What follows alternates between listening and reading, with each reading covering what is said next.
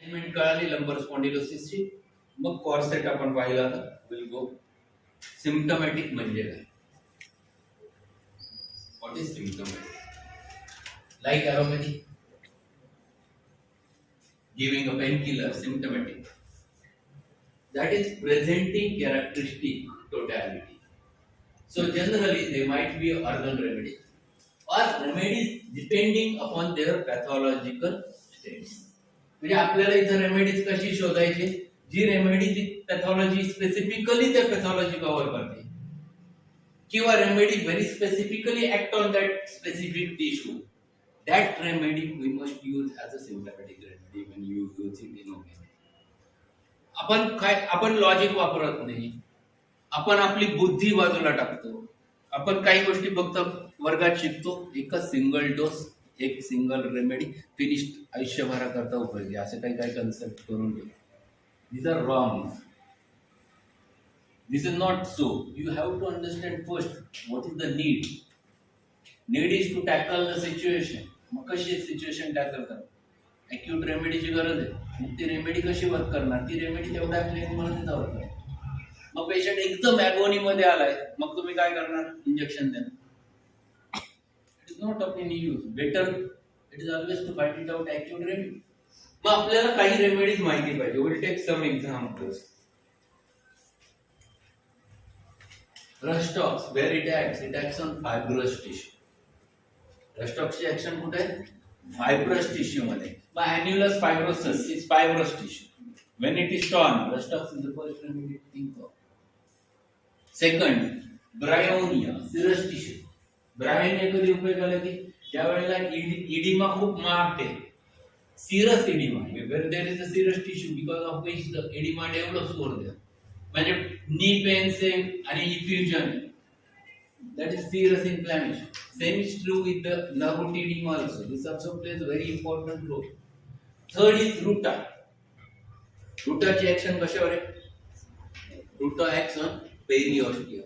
Ruta acts on fibrous tissue. Ruta acts on cartilages. Cartilages कुठे असतात? Spinal cord मध्ये cartilages कुठे? Yes, intervertebral disc. पहिली सगळ्यात महत्वाची घटक काय आहे? Intervertebral disc is cartilage. कानाचे काय आहेत? कार्टिलेजेस आहे.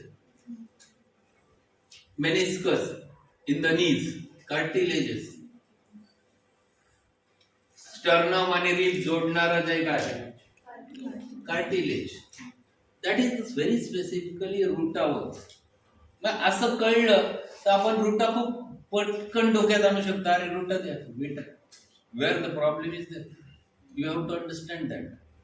So ruta is having the action on periosteum, the cartilage. Belly spur. Belly spur is long muscle fibers. Bellis perennis अशी रेमेडी. बेलिस पेरेनिस. बेलिस पेरेनिस मध्ये एक शब्द आहे, त्याला रेल्वे स्पाइन असा शब्द आहे इटालिक्स मध्ये. रेल्वे स्पाइन म्हणजे काय?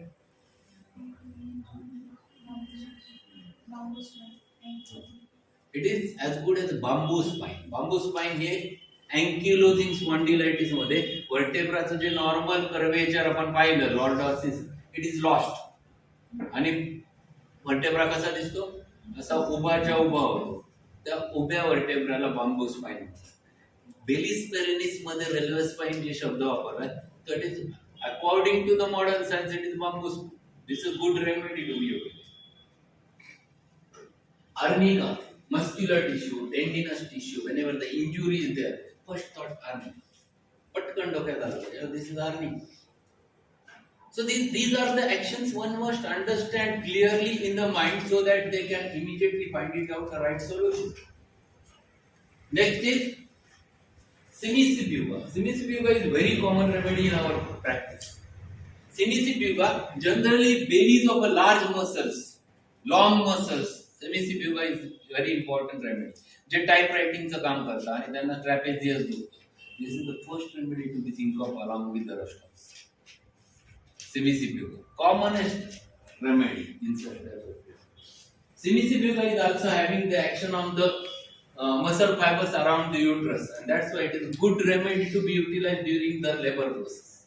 to stimulate the veins for the purpose of proper contraction, rigidity of the os. Semicircular is one of the important remedies.